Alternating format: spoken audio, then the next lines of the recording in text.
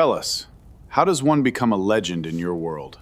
You must first survive the elements. Then you must defy the gods themselves. Only then will they carve your name in stone. Tell us, how does one become a legend in your world? Welcome back, Ultra Maga Nation citizens. Welcome to, you guessed it, shittiest podcast on Rumble. Shitty. I totally forgot how you said, hold on, I'll be right back. No. I'm going to check, make sure. I ain't checking shit. Audio. I ain't checking shit, dude.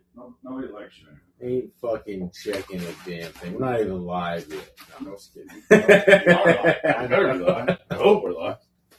Giant bats and man swooping and screeching through the skies. What we saying? We're a mile past bar stuff? Yeah, we might be. Did you see what God just did to me? Yeah. I love that movie. I did too. We're just doing to make sure we have audio and video, all that good stuff. Gotta have the fly swatter. Yeah. That poor bastard. He has no idea. I can't remember exactly what he said. So it's like, he'll never understand men in random bathrooms having cheap thrills off of cheap drugs or some shit like that. I was just remember the dude has the acid on his sleeve. Yeah. And he's like, well, I was talking about in the car after he swoops the bat down with the fly swatter, and he's like, that poor bastard has no idea. He'll never understand. All right, so we have audio, we have video, and we have you, hopefully, hitting the subscribe button. Go ahead and do it. Welcome in, everybody. Do me a favor right now. Before we lay out these receipts, smash that green follow button on Rumble, hit that like button, and get active in the chat. If you are sick and tired of the corporate media spin, sanitized political sound bites, and establishment gatekeepers telling you what to think, you have officially found your home.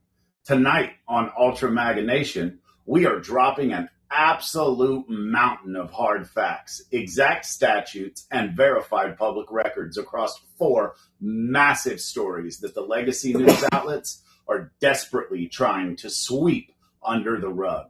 Because when you strip away the propaganda, every single headline tonight boils down to one fundamental fight. Who holds power over your daily life, who monitors the government, and who controls the surveillance dragnet? Who protects your hard-earned dollars? Starting right in our own backyard here in Bay County, Florida, where working-class families opened up their mailboxes to find $1,000 to $3,000 municipal water bills for single-family homes.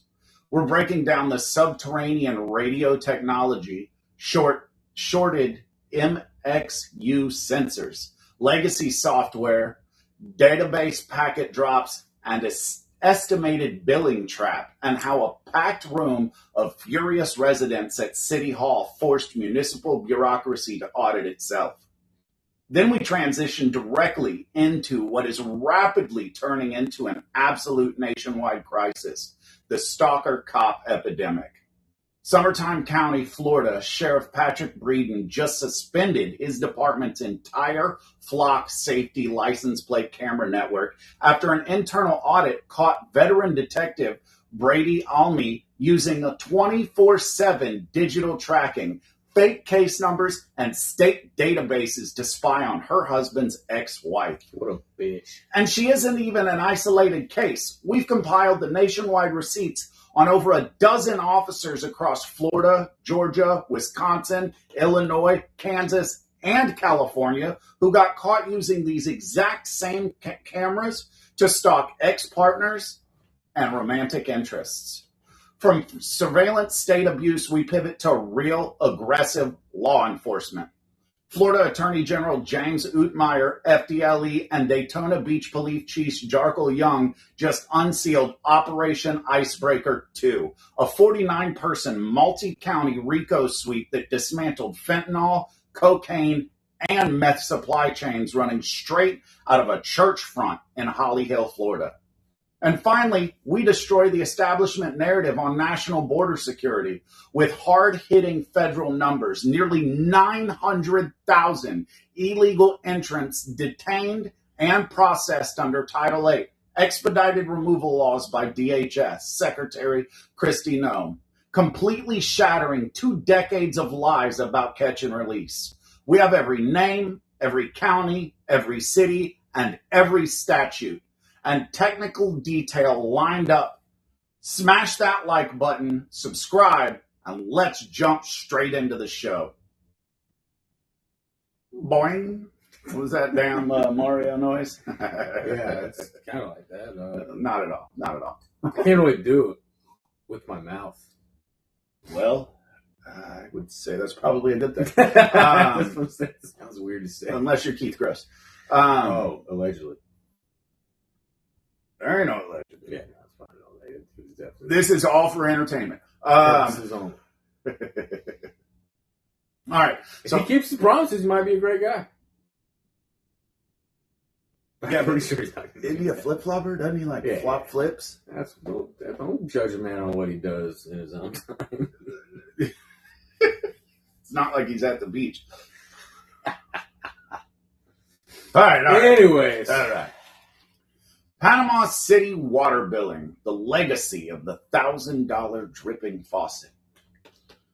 Let's talk about local government accountability right here in Northwest Florida, because nothing gets working class citizens packed into a city hall meeting faster than receiving a $1,200 water bill for a 3-bedroom house where only one person lives with a dog. Look, we love Panama City. We live here. We work here. We cover Bay County every single week. But the city's utility billing and customer service department has been going through what officials like to call technical challenges. This is administrative speak for our system is malfunctioning and your bank account is going to pay for it. The backstory happens to be about neighborhood outrage at City Hall for months. Homeowners across Panama City, from Glenwood, Millville to downtown and St. Andrews, were opening their utility bills to find usage numbers that implied they were operating an Olympic-sized swimming pool or a commercial bottling plant out of their guest bathroom. We saw 300%, 500%, even 700% usage spikes in a single 30-day billing cycle that defied all logic. If you live alone and you haven't bought a water slide and your monthly statement jumps from 3,000 gallons to 50,000 gallons, either you have a humpback whale residing in your master bathtub or City Hall's database has suffered a total system collapse. And what was the initial response from bureaucracy? You know the drill. Well, the computer logged the transmission from the meter, so the balance is due, or we're going to disconnect your service. Can you imagine doing that at like a different job? Like, sorry, our system fucked up and we charged you way more than we were supposed to. It says you owe it. Sorry. Like, that would not be cool in any other fucking thing. No. It shouldn't be cool with this, but the problem is it's the city. What are you going to do? There's only, it's funny. I got you by the balls. Our entire federal government's based on, we can't allow monopolies to happen. Mm-hmm. But let's say you don't want to deal with your local electricity, municipal utilities. Let's say, hey, I don't like the way FHP bills in our instance, or Panama City Utilities or Panama City Beach Utilities, whichever. I don't like the way, there's nowhere else to go. You just don't get power and you don't get water. It's that simple. Do you want electricity? Do you want water? Well, if you have to go through them.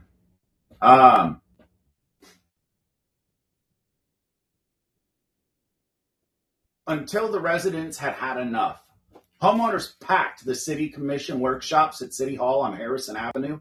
They brought their utility statements. They brought signed inspection receipts from licensed localized plumbers proving 0 home leaks or line breaks. They stood at the podium and demanded answers. And guess what? When everyday taxpayers show up in force with receipts in hand, local government suddenly discovers a motive to audit itself. Mm-hmm. How the meter technology actually failed. Let's break it down. Exact technical mechanics of how municipal water metering functions and where the system imploded out in your front yard. buried in a plastic box in the dirt sense your mechanical water meter. Attached to that meter is a small electronic device called an MXU, or meter transmitter unit. The MXU is a battery-powered radio frequency sensor designed to read the mechanical register on your meter and transmit that data wirelessly every hour to a regional collection tower, which feeds it directly into the central billing server. Here's the exact step-by-step breakdown of how the system broke and created this estimated billing trap. Yes, I said estimated. First, an underground MXU sensor gets submerged in water due to Florida's heavy rainfall, the 100% humidity. The cheap electronics short circuit and experience a complete signal failure. Second, when City Hall's computer stops receiving daily radio signals from your house, the software doesn't immediately alert a technician. Instead, it enters an automated loop called estimated billing. Could you just imagine, like you said, anything else in life?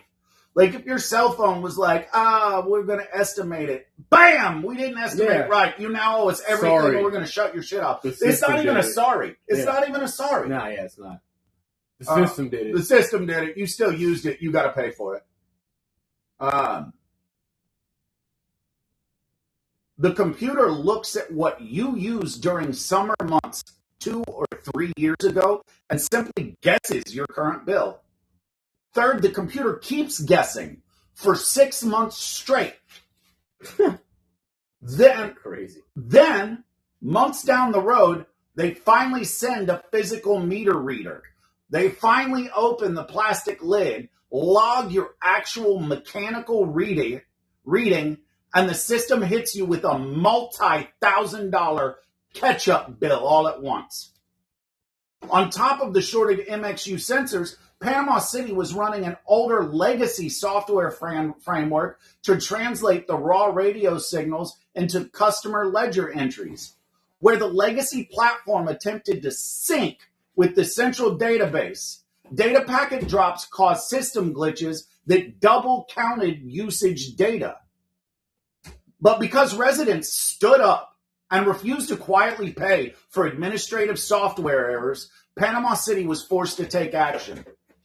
City Hall launched technical audits across municipal utility sectors. Field crews were deployed to recalibrate and replace malfunctioning subterranean MXU sensors.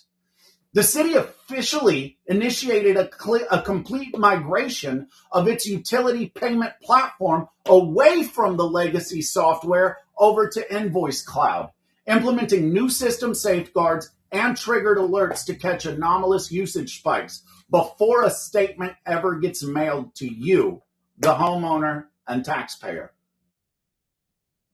Never quietly pay a government computer error. If your utility bill looks like your mortgage payment, get your plumbing receipts organized with your neighbors and go stand at the City Hall podium. I've actually been hit with one of these bills before. And basically what they say, and this is where the real problem is, because they do wait months. Like, I'm not saying that the utility companies have an unlimited resource for the amount of people to come and fix shit, but they do estimate the bill. They sit there and they go, well, it was this a couple years ago, like the cost of goods hasn't risen in the last 3 years. And then what they do is when they do finally send somebody out after months of estimating, well, that next bill, you have to pay it all. They're not like, hey, we made a mistake. You really did use this water, but because of our mistake, we're going to just add like $20, $30 every month to your bill until it's paid off, till we're good. No, well, now you owe us for X amount of more gallons of water that you used, because you did use it, but we just kind of guessed on your bill. So it's about damn time they did something about this, because I know I'm not the only person. I don't know if any of our viewers ever got a bill like that from the utility department, but I know I can't be the only person in Bay County, and now it's finally coming to light. It's important that we hold them accountable. Like you said, if there was anything else where it was like, oh, well, we're in sales, right? Yeah. So, like, let's say I sell you a car, and then you're making your monthly payment, and then I call you, and I'm like, oh, yeah, my bad. The computer had the price of the car wrong. You actually owe me another $20,000, and you're going to have to pay it this month. With no sorry. No, there's no sorry. What's happening now? It just, you owe it. Look up Panama City Utilities rating on Google. Is it bad? Years ago when I checked it, it was. Hold on, let me look. What is it?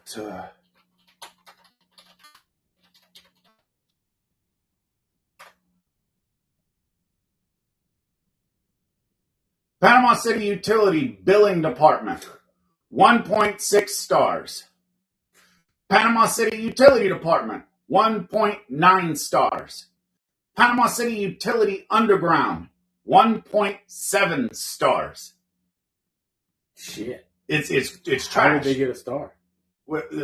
Because you have to put something if you want to bitch. Like, you can't put no stars. Okay. Like, anytime you give a rating on Google, like, you can't give them no stars. But, like, I remember years ago when I called, because I got like a $400 or $500 bill, and I called and they were just kind of like, yeah, no, we were estimating your bill, and well, we were wrong, and you did use all that water. And first off, you can't contest it. You can't be like, oh, well, can I see proof? Yeah, well, the proof is that's what you used. Yeah, like, don't worry, we got the proof. You can't see it, and that's the way it is. That's the way it is. Prove you didn't use it. Yeah. So I do hope that everything that they've done is going to prevent that from happening in the future, because there's a lot of people that are struggling, that live paycheck to paycheck, that if you all of a sudden smack them with a $500-$600 water bill, and they're used to paying $80-$90 a month, they're probably going to get their water turned off. Yeah. Or their kids are going to go without something, or like something along the lines is going to have to be given up. So I'm glad that Panama City finally did something about this, and hopefully it's real. But it took a whole lot of people going to City Hall and bitching incessantly in order to get something to change. So you would start right there.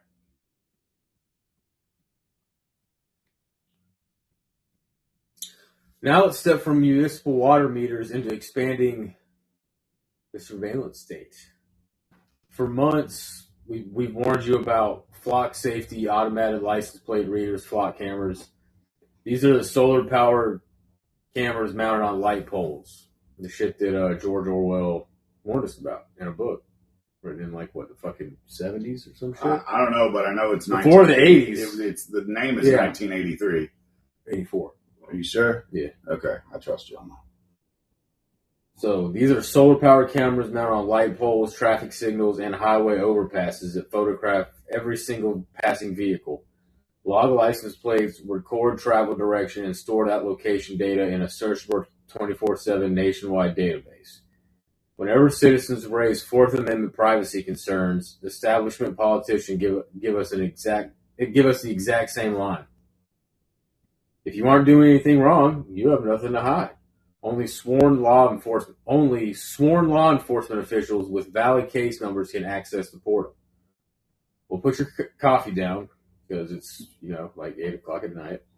Don't drink anymore. Yeah, because what just happened in Sumter County, Florida, and in dozens of police departments across America completely vaporizes that argument. Sumter County suspends flock cameras. Detective Brandy. Yeah, I was going to say it weird. Oh. So I fucked you up. The county suspended people they got suspended for using the flock cameras. Detective Brandy Almany, Sumter County Sheriff Patrick Breeden, was forced to issue an emergency public announcement stating that he has officially suspended his department's entire flock safety camera network.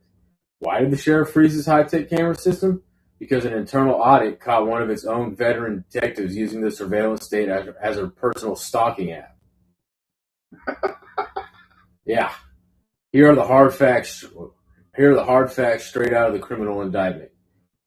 The defendant, former Sumter County Detective Brandy Almany, a sworn deputy employed with the agency since 2019, she was using confidential government databases to run unauthorized surveillance on the ex-wife of her current husband. Just check his phone. Yeah, like, come on. You know, you're making all officers look bad. Yeah, you really are. To make her lookups appear official, she created fake electronic case files inside agency computers, attached dead, unrelated case numbers to disguise her personal searches as legitimate criminal investigations. Yeah. She was interviewed, suspended, fired, booked into jail, and charged by the state attorney's office for the 5th Judicial Circuit with felony official misconduct. Florida statute 838022. And 3 counts of offenses against computer users, Florida statute 81506.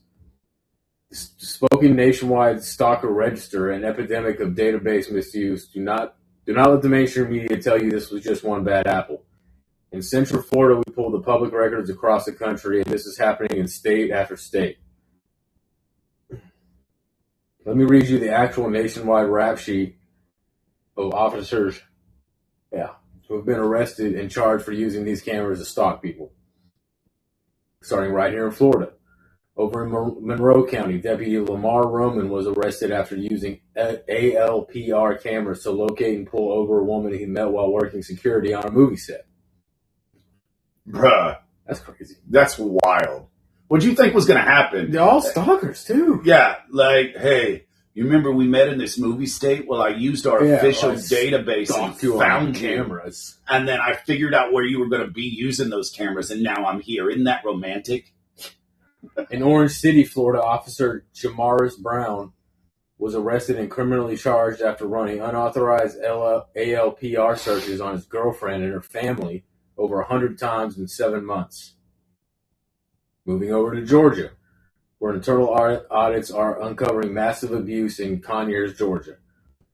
It's Georgia. Real-time crime center supervisor Paige Forte was arrested by the GBI, not sure that is, and booked into the Rockdale County Jail after accessing the flock camera system more than 30 times. Does that seem like a lot? Because, just wait. Yeah. To track her domestic partner in Richmond County, Georgia. Deputy Jaquarius Yarbrough ran a woman's license plate through the flock database 1,639 times. How many? 1,639 times. Now, you think we got to like 1,000? I'd probably He'd have probably been like, he probably didn't count them, but he probably realized around like 500 to 1,000. He's like, I'm doing this a lot. Fuck it. I'm going to keep doing it. I'm doing too much. Yeah. That's 1,639 times during an extramarital affair before getting hit with felony computer charges. In DeKalb County, Georgia, former Sergeant Kabiru Salwau was fired and booked into DeKalb County Jail on felony charges for violation of oath of office and misuse of license plate data. Let me interrupt for just a second. You know what I'm not seeing in these charges? Stalking. Yeah, that's a good point. This is all stalking. This is all stalking. Anyway. I think the reason for that they don't put it is because it's kind of like just a misdemeanor, isn't it? Well, yeah, but like if you or me were to do something like that, they would hit us with every single charge they could to try to bury us. You know, some of that is that, and we are not anti-police here, but I wonder if some of that is like the brotherhood. Yeah, well, the cops look out for cops. I mean, and the fucked up part is these guys could have been good cops besides this. You know, they could have fucking busted a lot of shitheads, but then you go and do this, and it's kind of like, well, you're not now a good cop because you're stalking. You're going against So, like, the cop, to be a cop, from what I understand, you got to take, one of the main things you got to do is take, like, an 1,800 fucking question exam to make sure you're not, like, going to stalk somebody, because you're now on, what do they call it, a public trust. Like, the public has to be able to trust you without a doubt that now you have power. Well, and you have qualified immunity. Yeah, you have a badge now. You can, if you decide to abuse that, it can be very bad. And on the flip side of what you just said, my question is, how much other bullshit did these people do? Yeah. Because now you can't trust it. Now you can't, like, in my brain, I can't go, well, that dude was a great cop other than. Mm-hmm. Now it questions everything. And then you wonder if that puts any of the cases that he was on, like the detectives specifically, in jeopardy. Because I know if I was put in jail by somebody that was doing just that, I would attack their character immediately in an appeal. Yeah. There's actually an old story in Tennessee from the World War II days. I'll just kind of summarize it, about a bunch of cops that were dirty as hell, and they were just hitting people for money. Like, basically, like, they'd find you drunk at a bar. You told me about Go in the bar, or like wait till you left the bar, be like drunk in public, smack you over the head, and then fucking take all your money out of your pocket and be like, yeah, well, we fined him. So all the veterans decided one day to rally, and it actually, this is a huge story. They won that. They won that because if you're gonna fuck with any veterans, World War II veterans are probably not the fucking ones. But don't fuck with any of them. Honestly. Every time I nap from all I think of is that old guy that Shane Gillis was talking about. Yeah, I don't care. I still don't care. I didn't care then, and I don't care now. So I shot him. In Albany, Georgia, 5 police officers were arrested and charged in a single week after an automated flock audit tool flagged unauthorized personal lookups. In Cherokee County and Greene County, 4 separate employees, including a lieutenant, a sergeant, and a deputy Quinshaw Ghosts, were fired and charged for illegal flock lookups. Hazleton, Georgia, police chief. Jesus. The chief, Michael Steffman, was arrested for using the town's ALPR system to stalk romantic interests. It wasn't like these people might have fucking killed somebody. Like, you watch the movies or like TV shows, and they're like, "Fuck, we gotta kind of bend the law to catch this serial killer because we gotta play it by the book. Play it by the book, we won't catch it." No, they're stalking chicks they want to, talk to, and they're being weirdos. That's chicks aren't into weird. that for the most part. Like, that's just fucking weird. Yeah, dude, you're a creep. You are a creep, and you're a creep with a badge and qualified immunity. And the one that bothers me the most is the police chief. Yeah. Like, you're in charge. Shout out whoever caught the police chief, decided to nut up. It was probably the internal affairs people. Those are the cops for the cops.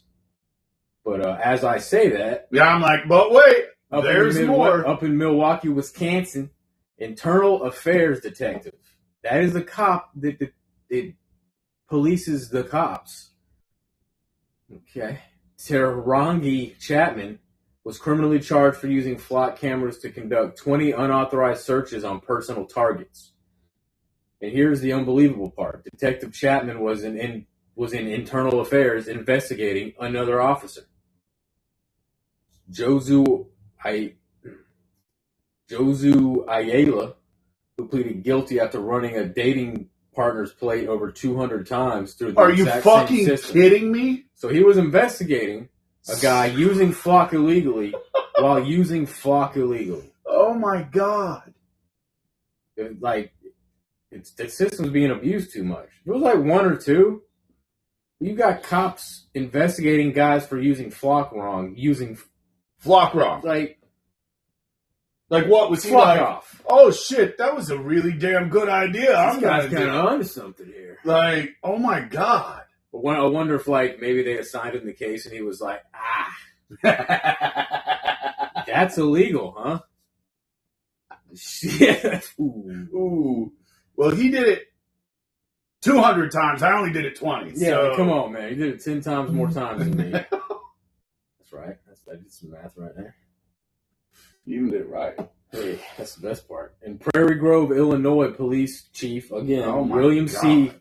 Cop, his last name's Cop, was arrested for using flock cameras to search for his ex-partners and their boyfriends. And Go ahead, say it. what? Boner Springs. It could be Bonner, dude. Boner Springs. Boner Springs, Kansas, Detective Kyle Rector, is this real? Was hit with criminal charges after using ALPR cameras to stalk his estranged wife. And now in Costa Mesa, California, Officer Robert Joseph pleaded guilty after using flock cameras to track his mistress across Southern California. His fucking mistress. Like, let her live a little, dude. Hey, not even your main bitch. It's your side bitch. Yeah, you stalking your side bitch, dude? That's straight out of a TV Maybe you show, should pay a little more attention to your wife, bro. Yeah, fuck, man. You think his wife felt left out? Why wasn't he stalking me? He's stalking me like that. Stalking me like that in a while. How 30-day heat maps work. Why is this technology so dangerous in the wrong hands? Because when a user logs into the ALPR portal, they don't just see a single snapshot. The system builds a 30-day historical motion heat map showing, one, the exact minute you pull out of your driveway in the morning. The fuck? 2, where your children attend school or daycare. 3, what medical facilities, gun shops, or legal offices you visit. And 4, where your car is parked late at night. So yeah, they just got a full-on profile of you. Yeah, they did. And you can fucking do that with a cell phone by building a geomap or whatever. That's another thing that they do for criminals. They go look at your cell phone records if you did a bunch of crazy shit and be like, well, you were fucking here. Well, and they make the whole fucking fingerprint of your car. Yeah. So it's not even like they're just tracking your license plate. It's dents, roof racks. We went over that a couple episodes ago. This is an invisible 24/7 digital tail. Sheriff Patrick Breeden made the right call by shutting the system down, but it proves our core point on Ultra Maga Nation. Whenever you construct a 24/7 digital dragnet tracking law-abiding citizens, someone on the inside will eventually misuse it. It's just human nature. That's the problem. All right. Yeah. Like the real issue, and that's why we've been talking about flock cameras, is, like they say, if you're not doing anything wrong, you don't have anything to worry about. But I have to trust you with that technology. Yeah. I have to fully be able to trust the fact that you're not going to misuse, overreach, or overstep with it. And these are just multiple points in time that we know about that have come to fruition and come to a head. And most of those are because of the cops that police the cops doing an audit. Like, thank God for that. Thank God somebody thought... Who's good cops? And thank God it's somebody in internal affairs thought in multiple counties, and maybe we should check and just make sure this is being used properly. Yeah. Because you have no right in public to privacy. Exactly. No reasonable expectation. Yes. And so, I understand the thought process behind it, but the problem is you're putting flawed individuals in possession of something that does what they're doing. You can stalk anybody because it's not like that car or that camera only knows to take pictures of cars of bad people to be able to track them. It takes one of every car that drives by. So it builds a digital database, that 30-day heat map of, hey, license plate 123 ABC. Mm-hmm. Every time it goes by any camera. And then when you pair that with the, what's the one that they were using here locally with the ring cam, Fusis? Mm-hmm. With the Fusis use of ring cameras and businesses and things like that, they truly can follow you from the minute you pull out of your driveway to the minute you pull back into your driveway. Which is fucking awesome if you're a really evil motherfucker. Like, if they're like, well, we gotta fucking track this psychopath killer. Gotcha, great, that's good. That's great. But when you're using unfortunately to stalk some girl you met as a security guard, yeah, and show up at a fucking movie theater like, hey, isn't this romantic? Like, that's the problem. And now you've warped the public's trust. So when they look at you, and the mainstream media is not talking about any of that. Like, I didn't have any clue there was anywhere near that many officers and police chiefs, for that matter. internal affairs. Internal search, investigating a guy doing the same thing. Yeah. Like how can you justify the use? Like, the means don't justify the ends at this very moment. I can't trust you. Anyway, let's switch gears from surveillance abuse over to real aggressive law enforcement work. While sanctuary cities up north eliminate cash bail and close detention facilities, Florida is showing the country how you actually crush organized crime. We need to talk about Operation Icebreaker 2, a year-long undercover operation unsealed by Florida Attorney General James Uthmeier, the Florida Department of Law Enforcement FDLE Daytona Beach Police Chief Jakari Young, and Volusia County Sheriff Mike Chetwood, and Flagler County Sheriff Rick Staley. They scored a 49-person indictment, church front smashed, on June 30th.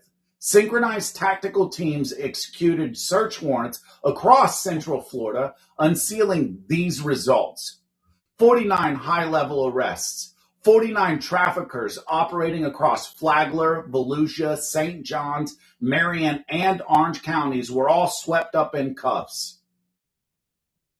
Bulk quantities of fentanyl, methamphetamine, cocaine, and marijuana, enough lethal fentanyl doses to impact communities statewide. The three ringleaders, the core figures named in the indictment, are Vitrick Maurice Shavers Jr., Richard Gene Hoker III, and Antonio Bijan Lee. Name. Investigators revealed that criminal organizers were hiding their narcotics storage and cash laundering operations behind a religious church front in Holly Hill, Florida. Florida uses the RICO, let's look at the legal strategies state prosecutors use to take down an entire network. The process flows directly from the street level to the top. First, street-level dealers distribute contraband in local neighborhoods. Second, FDLE and local deputies deploy wire intercepts, physical surveillance, and financial audits to track the money and phone calls upward to regional mid-level hubs. Third, prosecutors connect these regional hubs directly to the top ringleaders and their church front money laundering operation in Holly Hill. If a patrol deputy pulls over a street dealer with 5 baggies of fentanyl, that's a low-level charge. Dealer posts bail, the cartel replaces him in 24 hours. This is playing low-level whack-a-mole. To dismantle an entire enterprise, Uthmeier's Office of Statewide Prosecution, working alongside the State Attorney's Office for the 7th Judicial Circuit, utilized the Florida RICO Act. RICO stands for Racketeering, Influenced, and Corrupt Organizations. Under Florida Statute 89503, prosecutors don't have to prove that the top kingpin was physically holding a bag of fentanyl on a street corner. They only have to prove that the individual participated in an ongoing criminal enterprise through a pattern of racketeering activity by using wiretaps, trap and trace orders, financial audits, and undercover boys. State prosecutors linked street sellers, church front money launderers, and regional suppliers into one single conspiracy. That carries a mandatory minimum sentence of up to 30 years in state prison per count. Big Johnny sacked him. Johnny sacked him. From The Sopranos.